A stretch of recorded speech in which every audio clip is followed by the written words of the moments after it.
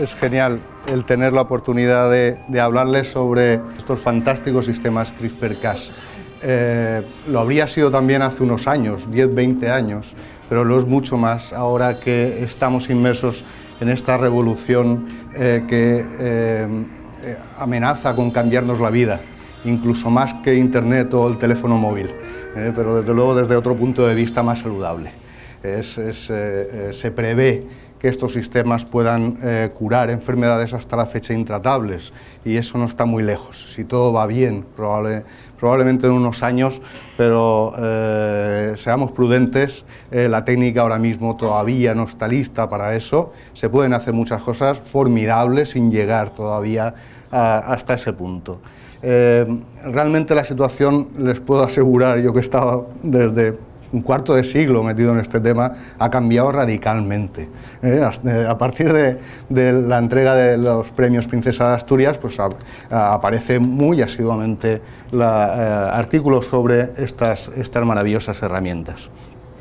No solo bien, aparece incluso y es nombrada en televisiones, en series de televisión. Esto es como un producto químico CRISPR-Cas. Esto me lo mandó hace unas semanas un exalumno. Dice: mira, Francis, anda, hasta en las series de televisión aparece ya estas secuencias de procariotas, que ahora parece ser que más que sus aplicaciones en procariotas, parece que lo importante realmente es que se pueden aplicar a seres vivos absolutamente cualquiera, incluidos nosotros. Se están otorgando premios a las CRISPR, más que a las CRISPR, a personas que han contribuido de forma fundamental a la puesta a punto y a sentar las bases realmente de esta nueva tecnología CRISPR-Cas.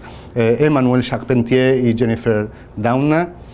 Ellas han recibido el premio Príncipe de Asturias y muchos más. Feng Zhang, Emmanuelle y Jennifer son firmes candidatos al CRISPR. Se esperaba que al premio Nobel, se esperaba que lo obtuvieran este año, pero por cuestiones varias no ha sido así, pero muy probablemente lo obtendrán, si no el año que viene, en años venideros. Pero antes de nada quisiera definir cuáles son los componentes de los sistemas CRISPR-Cas para que nos vayamos entendiendo.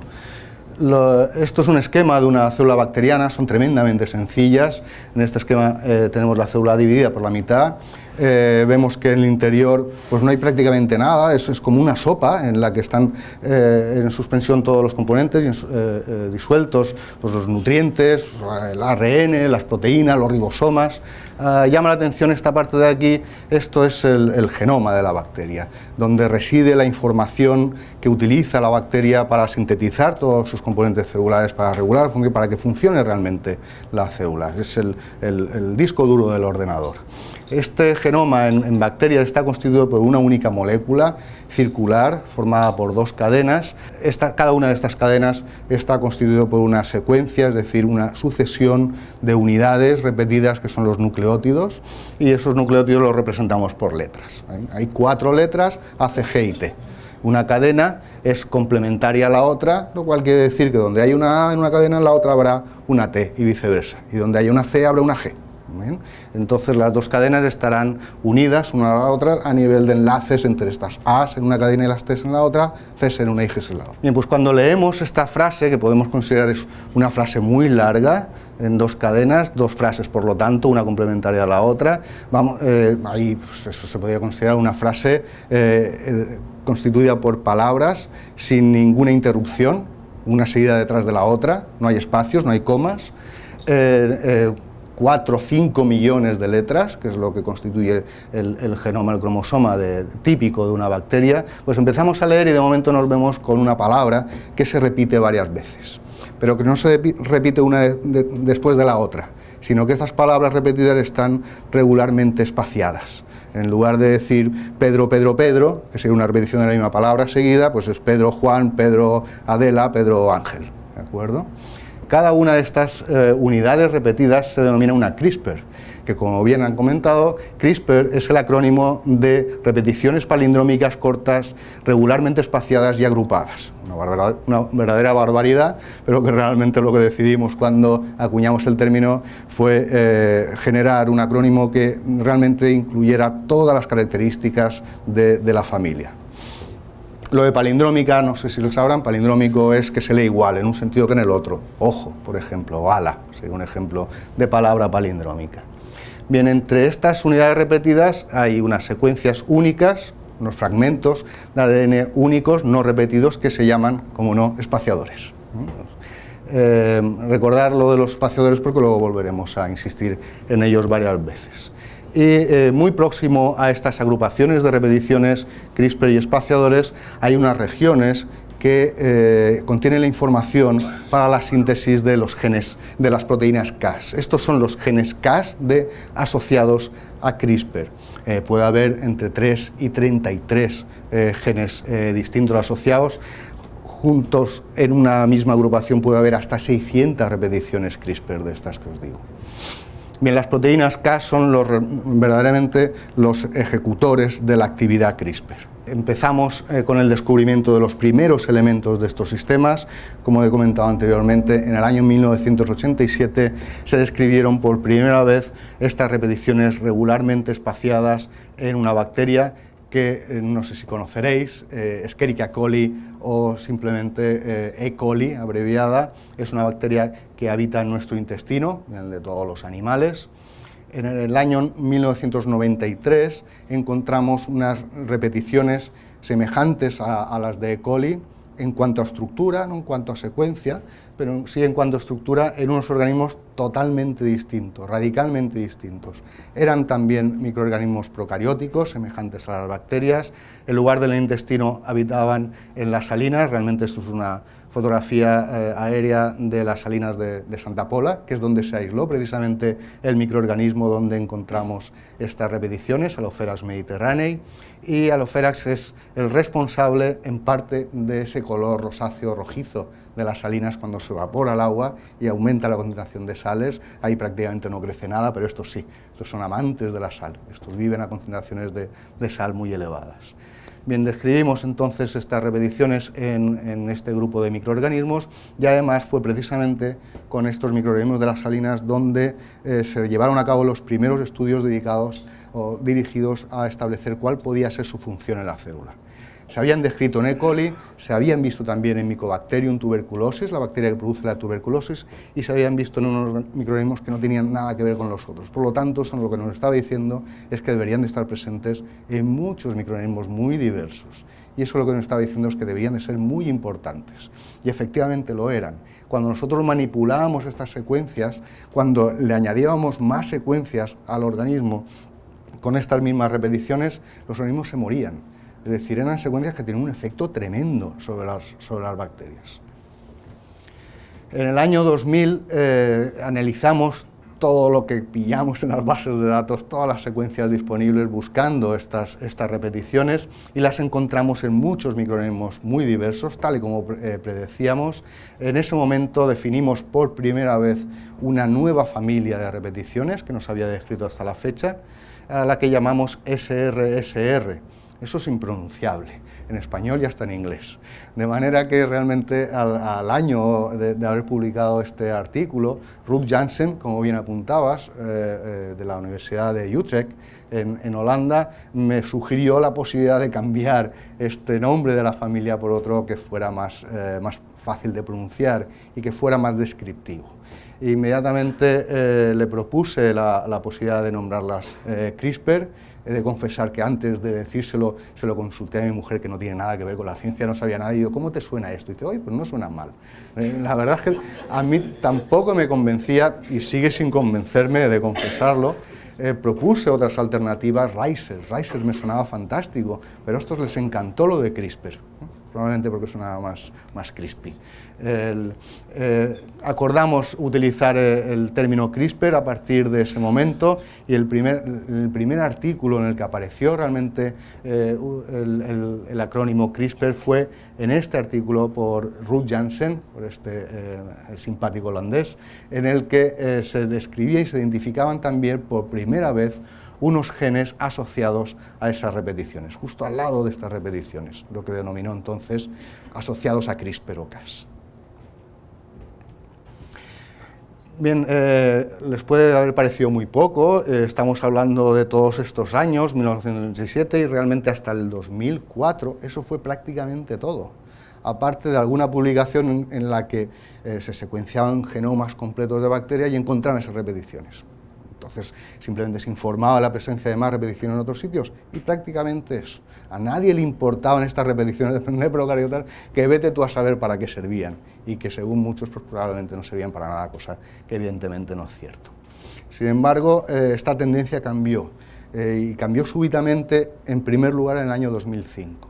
En el año 2005 conseguimos publicar este artículo, después de 2 años luchando con las editoriales, conseguimos publicarlo finalmente donde describíamos cuál era el origen de esos espaciadores que os comentaba antes, las secuencias que hay justo entre las repeticiones. Hasta entonces no se sabía de dónde venían ni cómo se generaban, pero en ese momento nosotros pudimos confirmar que esas secuencias venían nada más ni nada menos que de virus que infectan a las bacterias. Al igual que nos ocurre a nosotros, que nos infectan los virus, las bacterias también sufren el ataque de los virus. Para que tengáis una idea, en el planeta se estima que debe haber unos 10 elevado a 3 bacterias aproximadamente, perdón, 10 elevado a 30 bacterias aproximadamente. La mitad de todas esas bacterias son destruidas por virus cada 1 o 2 días. Realmente los virus de las bacterias son los responsables de mantener dentro de un control a las bacterias en la Tierra. Bien, estos virus reconocen en la superficie de las bacterias unos receptores específicos y a partir de ese momento lo que hacen es no meterse todo el virus dentro de la célula, sino que inyectan el material genético del propio virus. Y una vez dentro, esa información es utilizada por la maquinaria celular, el virus engaña a la bacteria y utiliza su propia maquinaria para producir muchas más partículas víricas, hasta miles de partículas víricas dentro de esa célula.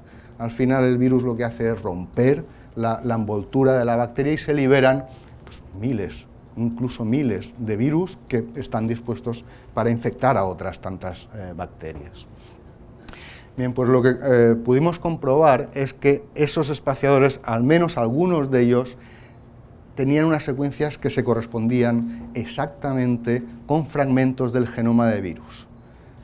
Esto evidentemente no era casualidad, no era un recuerdo que se guardaban las bacterias de virus que habían estado por allí.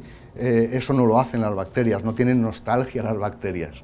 Si se guardan un fragmento de ADN y lo meten justo aquí entre 2 repeticiones y lo mantienen generación tras generación, es por algo. Y evidentemente ese algo tiene que tener un beneficio muy grande para la célula. Y el beneficio no podía ser otro, y así lo vimos nosotros de claro, que el conferirle resistencia a ese virus. Lo que están haciendo las bacterias, introduciendo estos nuevos fragmentos procedentes de virus, es tomando las huellas digitales de esos virus. Cuando una bacteria ha sufrido el ataque de un virus, se queda la huella digital, se queda un recuerdo de ese virus, se lo pasa a la descendencia para que esos descendientes estén alerta y cuando vuelvan a ser infectados por el mismo virus con el cual tuvo una mala experiencia su tatarabuelo, esa bacteria es capaz de reconocer aquello como un bicho malo, lo detecta, lo reconoce y lo mata y lo destruye. Bien, realmente esto es un sistema inmune y se demostró por primera vez por un grupo que trabajaba en la empresa Danisco. Danisco es una empresa relacionada con alimentación y entre los muchos productos que generan, pues preparan suspensiones de bacterias para la fermentación de lácteos, para la producción de yogur, para la producción de quesos. Trabajando con estas bacterias pudieron comprobar que aquellas que eran resistentes a un virus, cuando los sometías a una infección por ese virus, sobrevivían después de un tiempo a algunas de esas células. Aunque inicialmente eran sensibles a algunas, resulta que sobrevivían. Y a las que habrían, las supervivientes, le miraban las agrupaciones de repeticiones que nosotros habíamos descrito anteriormente y encontraban que habían adquirido nuevos espaciadores y que esos espaciadores resulta que eran idénticos a fragmentos de los virus. Y esas bacterias eran resistentes ahora al virus. Y cuando le transferían esos espaciadores, que se puede hacer, le transferían esos espaciadores a otra bacteria que era sensible al virus, la hacía resistente. Fantástico. Esto es un sistema de inmunidad adquirida, exactamente igual en términos de consecuencias a nuestro sistema inmunitario. Nosotros generamos anticuerpos, ellos generan otra cosa. Ahora veremos qué es. Bien, esquemáticamente, esto sería una célula bacteriana, elimino todo lo que nos interesa. Aquí tenemos un sistema CRISPR-Cas completo, con una agrupación CRISPR con espaciadores, los genes Cas, las proteínas Cas, y ese es un virus que llega a infectar a la bacteria. Lo primero que hace el virus, una vez que detecta que eso es en teoría, un buen huésped, introduce su material genético y una de las proteínas Cas, que actúa como si dijéramos un escáner, toma una copia, todavía no sabemos muy bien cómo lo hace, de una parte de ese genoma del virus y lo introduce en una de esas agrupaciones CRISPR que tiene la bacteria. A partir de ese momento la bacteria queda inmunizada. Para poder detectar, en el caso de que vuelva a entrar otro virus y actuar contra él, esta información tiene que ser copiada en elementos que se muevan, y esos elementos que se mueven son ARNs que sirven como guías. Se copia esa información y se generan estas pequeñas moléculas, que son ácidos ribonucleicos, que contiene cada una de ellas, si se dan cuenta, la información de cada uno de estos espaciadores de forma individual. Es decir, tenemos guías que tienen fragmentos, cada una de ellas un solo fragmento que se corresponde con la secuencia de un virus. Nos fijamos solamente en el rojo, que era del cual obtuvo ese fragmentito de aquí cuando infectó ese virus anterior. Pues si vuelve ese mismo virus en un descendiente de la población, porque a diferencia de lo que ocurre con nuestro sistema inmune, las bacterias le transmiten esa herencia magnífica de inmunidad a sus descendientes, nosotros no podemos, evidentemente. Si vuelve ese virus, inyecta el material genético y ese material genético será reconocido por el guía de RNA correspondiente, simplemente porque se corresponden las secuencias, coteja esta huella de este virus que ha entrado, es idéntica a la huella que yo tomé anteriormente o un ancestro mío, y una vez que lo ha cotejado ve que es correcto, llama a la proteína Cas correspondiente que corta ese DNA del virus invasor y lo degrada. ¿De acuerdo? Por lo tanto, para la infección. Esto es un sistema inmune en toda regla, un sistema de inmunidad adquirida de esos organismos supuestamente tan simples que son las bacterias. Bien, esto podría ser todo y muy satisfechos que estábamos todos cuando realmente se demostró que esto era un sistema inmune, pero anda que esto no es todo, ni muchísimo menos. Quizá esto sea complicar un poco de más el tema, pero no puedo dejar de comentarlo, aunque sea muy por encima. Simplemente por las consecuencias maravillosas que tiene este sistema inmunitario, que sirve no solo para lo que os he comentado, sino para muchas más cosas, de las cuales estamos empezando a aprender poco a poco cuáles pueden ser, y seguro que hay muchas más. Estos simplemente son 3 ejemplos que les voy a comentar. Antes les he hablado de cómo un virus es capaz de infectar una bacteria y producir muchos virus, provocando la muerte de la célula. Pero eso no ocurre siempre. Igual que cuando nosotros tenemos una infección por un virus del herpes, entra y se queda con nosotros prácticamente toda nuestra vida en muchos casos. Y cuando uno sufre una situación de estrés, una bajada de defensas, vuelve a salir ese virus que estaba en estado latente prácticamente por el mismo sitio por el que entró y te surge otra vez el herpes. ¿De acuerdo? Pues algo así pueden hacer también los virus de bacterias. Un virus de una bacteria puede introducir su material genético y ese material genético se inserta en el cromosoma de la bacteria y ahí se queda, generaciones y generaciones, hasta que en un momento dado entiende que el huésped ya no es bueno, y cuando el huésped no es bueno hay que salir por piernas, y en este caso se induce ese ciclo que produciría muchas partículas víricas y mataría a la célula. Bien.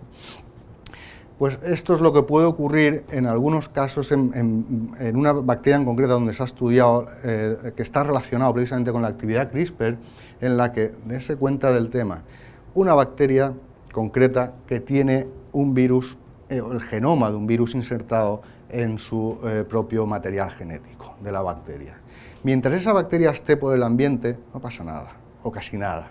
Pero el problema realmente, más que para la bacteria, para la comunidad de bacterias, y en bacterias lo importante no es el individuo, a diferencia de nosotros, en bacterias lo importante es la comunidad.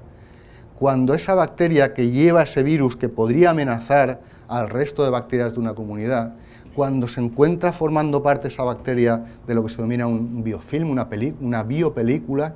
Vosotros tenéis biopelículas todos, incluso aunque os hayáis lavado los dientes a mediodía.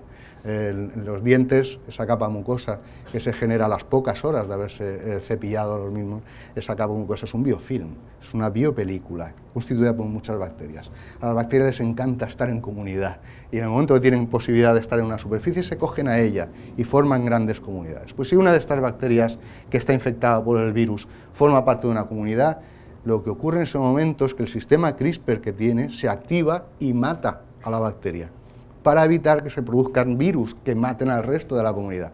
El suicidio altruista por el beneficio del resto de la comunidad. Esto es lo que parece heces. En la superficie de estas heces hay unas bolitas amarillas. Esas bolitas amarillas son grupos de bacterias. Hay bacterias que cuando no tienen nutrientes en el medio, lo que hacen es diferenciarse, moverse todas ellas juntitas y forman unas montañitas donde se diferencian estas células en esporas. Estas esporas son resistentes durante mucho tiempo a condiciones adversas. Pues los sistemas CRISPR-Cas de estas bacterias están implicados directamente en la regulación de la formación de estas bolitas amarillas, de estos cuerpos fructíferos, de estas esporas de las bacterias. Y por si fuera poco, y así, ahora sí que ya muy por encima, nuestro sistema inmune, cuando detecta una bacteria, lo puede destruir de muchas maneras. Tiene que detectar como algo extraño y para eso tiene que reconocer unos componentes en la superficie de la bacteria. Francisella novicida es una bacteria patógena de animales, incluidos humanos, con un sistema CRISPR-Cas. Cuando entra en nuestro organismo, el sistema CRISPR-Cas detecta dónde está y evita que se forme esa molécula, esa proteína, que en el caso de que estuviera expuesta en el exterior de la célula sería reconocida por nuestro sistema inmune y la mataría. Y de esa forma la bacteria pasa desapercibida. Es decir, el sistema CRISPR-Cas encima es capaz de aumentar la patogenicidad de las bacterias para evadir nuestro propio sistema inmune. Esto es una barbaridad, sinceramente, y no es todo. Además, en bacterias los sistemas CRISPR-Cas están en virus. Hay virus que tienen sistemas CRISPR-Cas, le han robado la cartera a la bacteria. Este virus es de Vibrio cholera, la bacteria que produce el cólera. Tiene un sistema CRISPR-Cas completito. Le ha quitado un sistema contra el virus que tenía la bacteria y se lo ha llevado él. Imaginar para qué lo utiliza. Contra la bacteria. Le ha robado la pistola totalmente. Este sistema CRISPR-Cas está diseñado para que cuando el virus infecte a la bacteria actúe contra otro sistema de defensa antivírico que tienen las bacterias. Tremendo. Bien, todas estas distintas funciones están relacionadas con la enorme diversidad de sistemas CRISPR-Cas. Aquí les represento simplemente los subtipos de sistemas CRISPR-Cas conocidos. Lo que les muestro son los genes Cas y no hace falta que se entienda perfectamente, pero básicamente cualquiera puede entender que esto es mucho más simple que esto. Hay sistemas muy simples, sistemas muy complejos que implican más de 10 genes Cas distintos con las correspondientes proteínas Cas. También derivado de esta diversidad hay un número de aplicaciones bestiales. Seguramente habrán oído hablar de la edición de genomas. Eso es una de las muchísimas que hay. Las aplicaciones de los sistemas CRISPR-Cas inicialmente tenían como objeto las bacterias, que era donde estaban. Bien. En bacterias se pueden utilizar, no voy a entrar en el tema, para tipado, para identificar cepas distintas, porque distintas cepas dentro de una misma especie, distintos aislados dentro de una misma especie, tienen distintas historias, tienen distintos enfrentamientos con distintos virus y por lo tanto tienen distintos espaciadores. Y nosotros podemos mirar esos espaciadores y determinar si el brote de Legionela de hace unas semanas es debido a unas legionelas que hay en la fuente de no sé dónde, que es lo que más o menos han determinado. Bien, insisto, no voy a entrar en ello porque tenemos mucho por delante. Lo más útil, sin lugar a dudas, de los sistemas CRISPR-Cas en bacterias es que uno puede vacunar bacterias. ¿Vacunar bacterias para qué? Para mucho. Y si no, que se lo digan a la industria de lácteos. Uno de los mayores problemas a la hora de producir yogures es la infección de esos fermentos, de esas bacterias responsables de la fermentación de esa leche para producir el yogur por virus, que las matan. Y después de horas esperando que se haga el yogur, ahí sigues teniendo leche. ¿De acuerdo? Uno puede vacunar bacterias frente a cualquier virus, simplemente o bien seleccionándolas o bien introduciendo en esa bacteria el ¿qué? Espaciadores o agrupaciones CRISPR que tengan espaciadores que se correspondan con secuencias o fragmentos de esos virus. Y ya tienes inmunidad, frente a uno o frente a muchos. Otra aplicación, uno puede vacunar metiendo espaciadores frente a virus, pero también puedes hacer una introducción de espaciadores que coincidan con secuencias de plásmidos. ¿Qué son los plásmidos?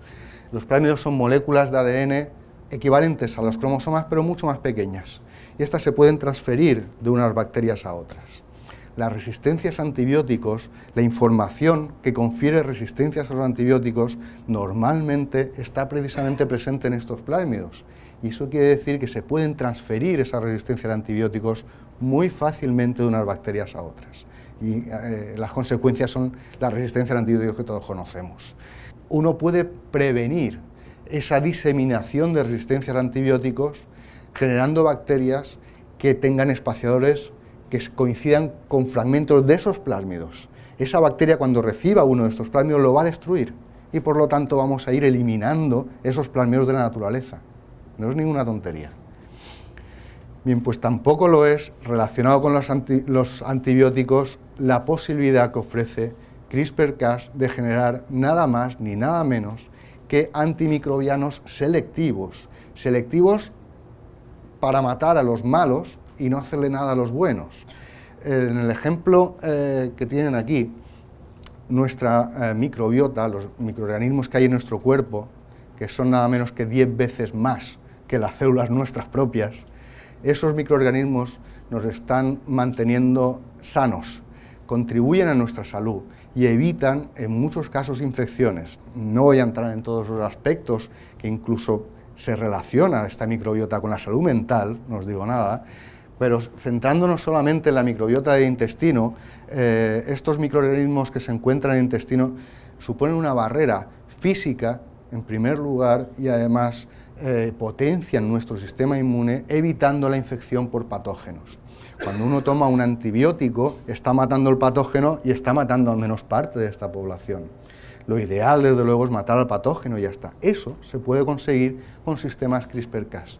Imaginaros, es algo complejo, pero bueno, más o menos intentaré explicarme. Un virus al que le quitas su genoma y lo sustituyes, lo reemplazas por un fragmento de ADN que lleva toda la información de un sistema CRISPR-Cas. Y le metemos un espaciador que es idéntico a la secuencia de un fragmento, de un factor de virulencia, para entendernos, de una toxina, lo que codifica para la producción de una toxina. Una bacteria puede ser patógena simplemente porque produce una toxina, la botulínica o la tetánica. Nosotros podemos generar un sistema diseñado, programado para que actúe sobre específicamente el fragmento de ADN de una bacteria responsable de la producción de la toxina. Se lo introducimos al virus, soltamos ese virus en una comunidad donde hay buenos y malos, es decir, patógenos porque tienen ese fragmento de DNA de la toxina y otros que no lo tienen, pero que a lo mejor están muy relacionados con él. Ese virus las infecta a todas. Aquellas que tengan ese factor de patogenicidad, esa secuencia que codifica para la toxina, las matará. Y aquellas que no lo tienen, no. Las bacterias buenas estarán a salvo de este arma de destrucción. ¿De acuerdo? De esa manera nosotros podemos matar exclusivamente los microorganismos patógenos. E. coli hay muy patógenas y las que nosotros tenemos en el intestino no solamente no lo son, sino son magníficas. Nosotros podemos tomar un antibiótico que mate a una E. coli si tienes una infección intestinal por esa que es patógena, que te está produciendo una diarrea tremenda, y sin embargo no le hace nada al resto de las E. coli que tienes en tu organismo. Volvemos otra vez a lo de la diversidad de sistemas CRISPR-Cas. Esto es muy complejo. Resulta que a alguien se le ocurrió en el 2011 que a lo mejor este sistema de bacterias se podía transferir a otros organismos, a células de animales, a células de plantas. Para eso no puede uno permitirse el lujo, lo puede hacer, pero es muy complicado, sería muy poco eficaz de transferir todo este sistema con todos estos genes. Evidentemente uno va siempre a lo más simple, ya que tampoco es tan sencillo meter dentro de una célula extraña componentes de una bacteria, pues lo que uno va a hacer es buscar el sistema más sencillo. Y los más sencillos son estos que tenéis aquí, donde veréis Cas9, que supongo que sonará de algo. Bien, estos sistemas, a diferencia de todos los demás, incluyen solamente 3-4 genes, y resulta que Jennifer Doudna y Emmanuel Charpentier, en el año 2012, estudiando uno de estos sistemas, en el tubo de ensayo, y esto es importante, mezclando una solución, agua y componentes de estos sistemas, demostraron que bastaba con la información de Cas9, con la proteína Cas9 en su caso, y con esos RNAs guías que os comentaba, un RNA guía que tenga la secuencia de un fragmento al que quieras cortar. Mezclas esto con el fragmento que quieras producir un corte, inmediatamente irá la proteína Cas9 donde le dirija este RNA guía. Este RNA guía que tenéis aquí se unirá, se pegará a la secuencia que corresponda a la del espaciador que lleva ese RNA guía y inmediatamente vendrá Cas9 y cortará justo ahí, ¿vale? Por lo tanto, podemos cortar, en teoría, lo que decía Emmanuel y Jennifer, es que podías hacerlo en el tubo de ensayo. Pero además tuvieron la genial idea de incluir en el artículo, esto se puede utilizar también para la edición programable de genomas. Ellas intuyeron que esto se podía utilizar para editar genomas de seres vivos cualesquiera.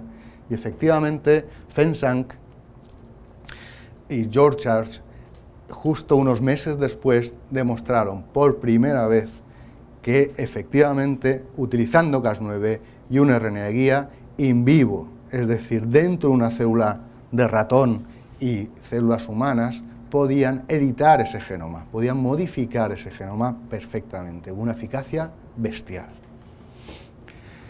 Bien, nos habíamos quedado en el histograma de publicaciones en el 2012, tela. A partir del 2012-2013, todas estas publicaciones en rojo son de aplicaciones de esos sistemas CRISPR-Cas9, una verdadera barbaridad. Una revolución, el patito que había pasado desapercibido durante muchos años se había convertido en un hermosísimo cisne, gracias al desarrollo de la tecnología CRISPR-Cas9, que es como se conoce hoy en día a esta tecnología que utiliza esta proteína Cas9 y esos RNAs guías. Tecnología que es muy asequible, está disponible para cualquier laboratorio científico por un precio simbólico. $65, 60 euros, realmente esos gastos de envío casi. Se puede utilizar para edición de genomas, estos sistemas. Tú puedes editar genomas, y editar quiere decir, para que nos entendamos, que si nosotros tenemos esta frase en el genoma de un individuo y que la célula es capaz de interpretar y utilizar para sintetizar, generar una proteína que produce energía a partir de glucosa, y ocurre un cambio en alguna de estas letras, que hace que la proteína ya no sea capaz de reconocer el glucosa, nosotros podemos cambiarlo. Esta proteína defectuosa le podemos cambiar la información con CRISPR-Cas9 y lo podemos revertir a la forma funcional. Si hay algún fallo, lo arreglamos, no pasa nada, pero además lo podemos quitar, que a veces eso viene bien para hacer que un gen que te está molestando deje de funcionar. Pero es que además le podemos dar más información, y dices, ¿cómo que glucosa solo? Ahora vas a poder hacerlo a partir de glucosa y a partir de lactosa. Todo esto se puede hacer, y esto luego podríamos decir que es editar genomas. Bien, si os habéis dado cuenta, os estaría hablando de editar genomas, pero antes os hablaba de que Cas9, ¿qué hace? Corta. Esto no es editar, cortar no es editar, pero cortar es el primer paso para que la célula edite. Quien edita no es realmente Cas9.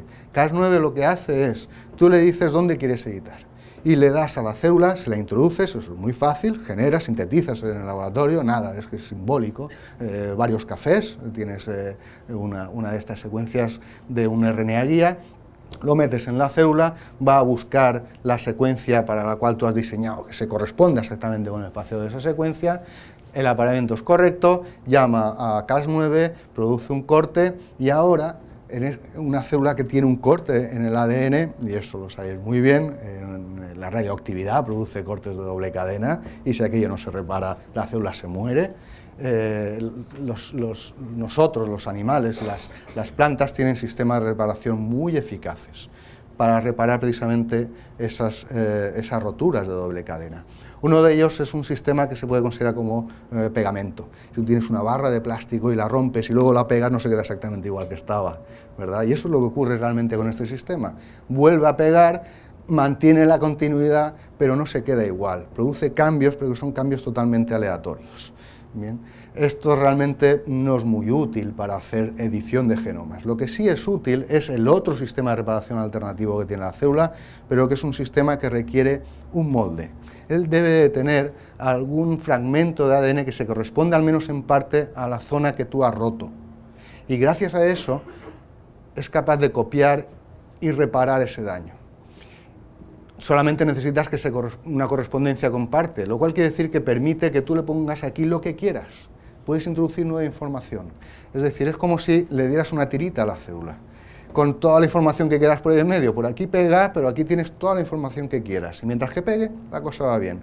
Y el sistema va a coger y va a pegar, y donde antes tenía esta información, ahora tiene esa, más el corazoncito que hay en medio de la tirita, ¿vale? Le puedes introducir la información que quieras a la célula.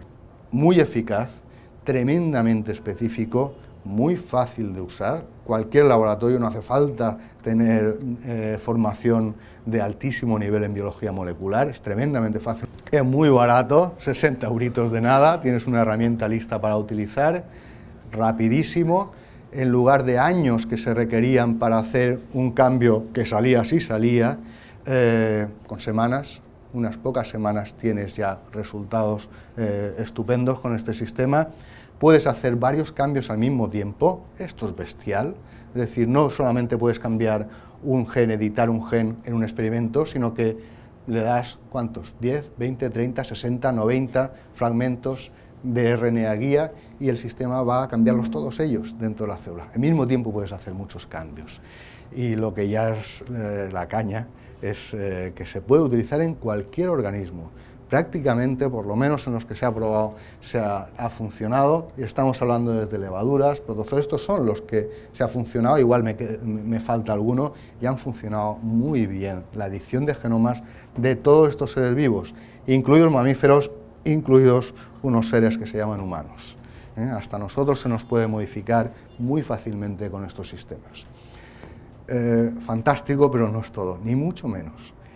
Esto es solamente derivado de la actividad tijera, digamos, de Cas9, pero Cas9 no es una tijera. Cas9 encima es una navaja suiza, una navaja de la Armada Suiza. Tiene otras posibilidades y es que resulta que si le quitas la tijera todavía es más útil, porque le puedes poner incluso una bombillita y puedes llevar... La gracia de todo esto es que el sistema se basa en que tienes una proteína que en sí ya tiene una función, pero que tú le puedes añadir lo que quieras, la puedes adornar con lo que quieras, la puedes unir a otras funciones, y la gracia, insisto, es que tú puedes llevar esa proteína donde te dé la gana, tan fácilmente como metiendo en un RNA guía que lo lleva donde quieres, ¿vale? Con que tenga 20 letras que coincidan con las 20 letras de la zona que quieres que se una a la proteína, ya la tienes ahí. Estas son algunas de las herramientas que ya están disponibles, por el mismo precio que le he dicho antes, para hacer todas estas cosas, ¿no? Las tres cositas que se pueden hacer, además de edición de genomas con la tecnología Cas9, se puede regular la expresión génica. En resumidas cuentas, para que nos entendamos todos, puedes afectar a la eficacia con la que se lee esta información. Se puede hacer una modificación epigenética, no se me han olvidado las tildes, simplemente quería ilustrar que modificación epigenética, para que no lo entienda, consiste en modificar el genoma no cambiando las bases, sino poniéndole acentos. De manera que con estas modificaciones epigenéticas, por ejemplo, podemos afectar al desarrollo. El desarrollo, por ejemplo, de embriones, en la memoria, el aprendizaje, en todo esto está implicada la modificación epigenética. y como bien dice aquí, uno puede generar un arco iris dentro de una célula. Tú puedes visualizar, metiendo esas lamparitas, esas proteínas fluorescentes, puedes meterle a distintas proteínas, cada 9 distintas lucecitas, y llevarlas a distintos sitios en el genoma, in vivo, en la célula, sin afectar a su viabilidad. Y tú puedes ver dónde se encuentra en cada momento un fragmento, incluso cómo se va moviendo, cómo va progresando cada fragmento dentro del ciclo celular. Logros, una barbaridad. Este año ha habido 1000 y pico artículos, no me los he leído todos, ni muchísimo menos. He hecho una selección de lo que desde mi punto de vista es más novedoso, más relevante, logros derivados de la aplicación de la tecnología CRISPR-Cas9. Estamos hablando solo de CRISPR-Cas9, luego si tengo tiempo os contaré que eso es una milésima parte de lo que se puede hacer con sistemas CRISPR-Cas. Se ha conseguido retardar la maduración de frutas, creo que eran tomates en concreto. Se han conseguido cultivos de plantas tolerantes que toleran estrés, toleran salinidad. Hace nada se ha conseguido plantas que son resistentes a infección por virus. Se han conseguido cerdos, creo que es concretamente, para el consumo humano con una mayor masa corporal. Esto es tremendamente interesante. Una fuente de órganos para trasplante humanos son los animales. El cerdo es el que más se nos parece, a algunos más que a otros, evidentemente. Pero uno puede trasplantar, es una fuente de órganos para trasplante humanos. Un tremendo problema de los órganos de cerdo es que en muchas ocasiones están infectados por un virus. Y era imposible quitar ese virus. Te trasplantan el órgano, tú estás alegre como una perdiz y resulta que 4 días después te mueres por la infección por el virus que llevaba el órgano. 62 copias del virus en cada una de las células del órgano. A ver quién es el chulo que quita eso. CRISPR-Cas9 lo es. Han conseguido quitar las 62 copias del virus y de manera que se consigue con ello, desde luego, generar órganos animales para trasplante muchísimo más seguros. Esto es bestial. Mosquitos que no se pueden infectar con la malaria, que no son capaces de transmitir malaria a humanos. Hay que soltarlos, evidentemente, y eso tiene otras consecuencias, pero, bueno, en principio vas a salvar millones de vidas. Uno puede generar mosquitos, y se han generado resistentes a infección por el parásito, el protozoo responsable de la malaria. ¿Qué más se puede hacer? Podemos, y se ha hecho, corregir genes defectuosos, eliminarlos, cambiarlos por otro, genes relacionados con enfermedades, responsables de enfermedades, como todas las que tenéis aquí. Uno puede generar modelos animales en los que se reproduce la enfermedad en humanos en el animal. A algunos les parece una barbaridad, pero eso permite estudiar la enfermedad y poner a punto tratamientos y medicamentos con el animal y luego transferirlos al humano.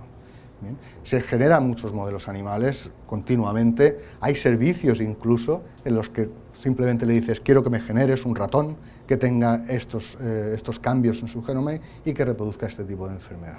Eso se puede hacer y gracias a eso se están estudiando enfermedades tan tremendas como las que tenemos aquí.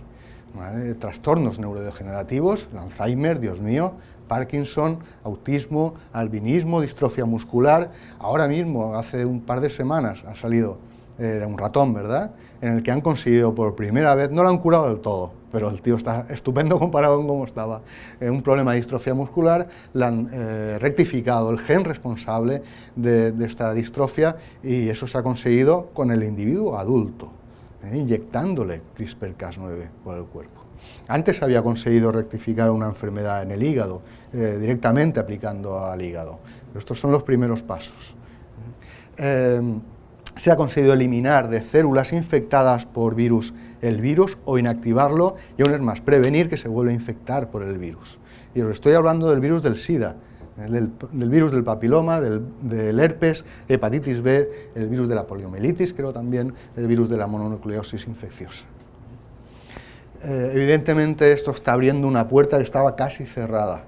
La está abriendo, pero no está abierta del todo. De manera que abre las puertas para la terapia génica, para el tratamiento de enfermedades genéticas, modificando genes, pero hay muchas limitaciones técnicas que hay que resolver. Estamos hablando de años probablemente, y no está garantizado que al final se pueda hacer. aunque no se pueda llegar a la terapia génica, Dios mío, me parece que he convencido a la audiencia de que lo que ya se ha hecho, aunque simplemente se pueda estudiar estas enfermedades utilizando el sistema CRISPR-Cas, es una barbaridad, es un paso adelante bestial. Estas son las limitaciones técnicas. Este señor Fenshank, again, vuelve a atacar. Fenshank está continuamente publicando artículos en los que mejora lo que ya hay, ha obtenido más proteínas equivalentes a Cas9, con unas características muy distintas a Cas9, ampliando por lo tanto el abanico de posibilidades, resolviendo muchos de los problemas que tenía Cas9 y haciendo que sea posible todavía aplicarlo a más organismos de lo que se podía hacer con Cas9, resolviendo algunas de las limitaciones que tiene el sistema. Insisto, esto simplemente estamos raspando en la superficie. Bacterias hay muchísimas, muchísimas. Conocemos entre el 0,1 y el 0,01% de lo que hay en la naturaleza. O sea que imaginaros lo que hay por ahí que no conocemos, que puede ser fuente de estas proteínas, que pueden ser muy distintas a las que conocemos. Quizá la limitación más difícil de salvar son cuestiones de otro índole, cuestiones legales. Esto va muy rápido, es necesario urgentemente una regulación sobre el uso de estos sistemas CRISPR-Cas, dónde, cómo se pueden aplicar, poner límites, poner nosotros mismos los límites. Hay muchas consideraciones éticas relacionadas, derivadas de la utilización. A casi nadie le preocupa que uno modifique genéticamente una bacteria, casi nadie, pero a todo el mundo le preocupa que se modifique genéticamente una célula germinal humana, como es el caso de este artículo en el que describen la modificación de células de la línea germinal y la producción de un embrión modificado genéticamente humano. ¿De acuerdo? Es estéril, no puede dar lugar a un ser humano adulto, pero como posibilidad es posible. Evidentemente esto generó un gran debate ético y desde entonces han tenido lugar varias reuniones para debatir sobre estos aspectos. La última fue a mediados de diciembre, principios de diciembre en Washington, donde realmente demuestran que están realmente preocupados por este sistema. Hay que regular, tiene que haber un acuerdo global, no vale con que sean unos cuantos los países que estén de acuerdo en limitar y regular bien esta utilización, tiene que haber un acuerdo global. Pero esperemos que sean razonables y realmente estoy convencido de que tendrán que hacerlo, porque hay que hacerlo y muy rápido. Muchas gracias por su atención.